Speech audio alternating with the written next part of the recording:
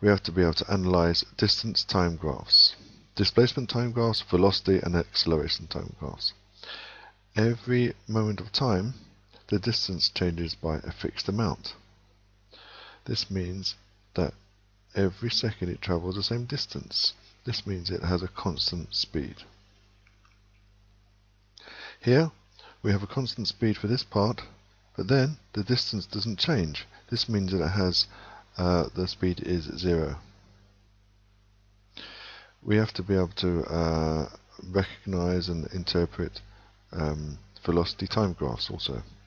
Here, this is the graph of a parachutist. There are 5 sections. Free fall, he reaches the terminal velocity, he opens the parachute, reaches another terminal velocity after he opens the parachute, and then he lands. The first section, he's in free fall. The velocity increases at a rate of 10 meters per second squared, but within a short amount of time it will reach the terminal velocity. The velocity here is a constant value. The acceleration is 0. So you notice that the acceleration is the gradient of this graph and becomes 0 when the velocity is constant. Then he opens the parachute.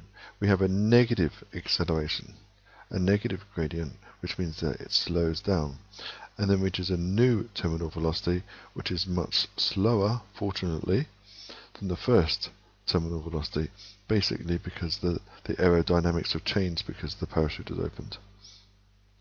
Then at the end, landing means that the velocity goes down to 0.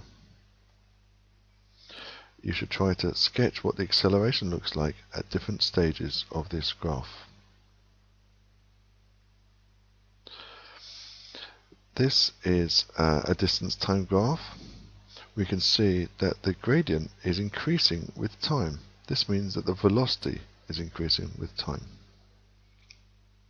The velocity is increasing at a linear rate.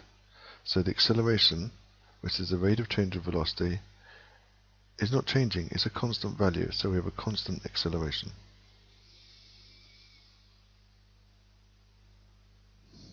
So we have a fixed acceleration. Interesting thing is acceleration times by time is going to be the area of this graph. We know the acceleration is the change in velocity divided by the time. So in other words, if we rearrange this multiplied by time, acceleration times by time will give the change of velocity. Not the velocity, but the change in velocity.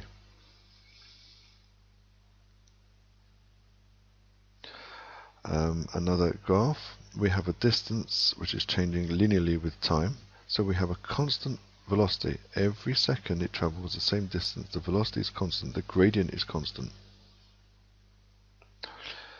We have a constant velocity here. Now, an interesting way of looking at the shape of this, the velocity times by the time will give the area of this. So the velocity times time gives the area. But we also know that the velocity is equal to distance divided by time. Multiply both sides by time. We have velocity times time is equal to distance. So in other words, the area is equal to the distance of a velocity time graph.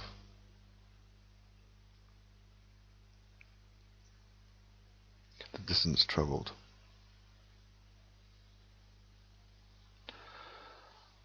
How does the acceleration change? Well, the acceleration doesn't change. The gradient is 0.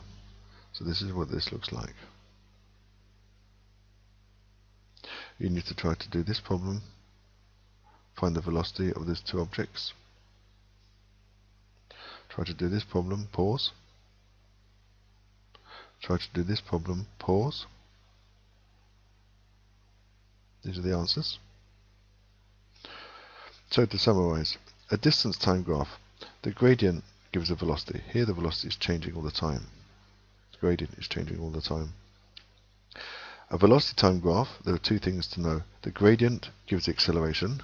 The area gives the distance travelled. And for an acceleration time graph, the area gives the change in velocity. And yeah, that's it.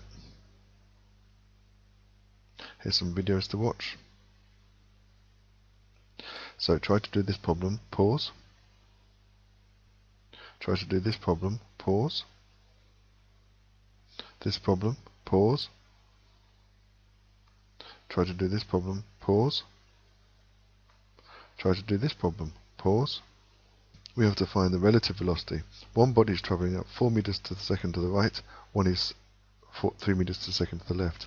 So the difference is 4 minus 3, but it's not because it has direction. So we say that this is 4 and this is negative 3 because it's going the opposite direction. So it's going to be 4 minus negative 3, which will be a relative velocity of 7.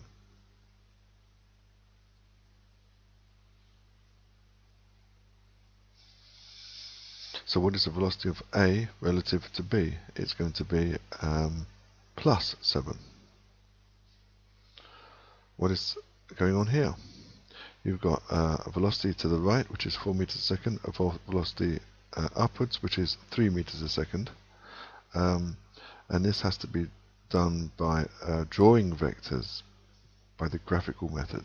So you need to draw 1 at 4, 1, 3, and you basically find the length of the two vectors going from tail to toe.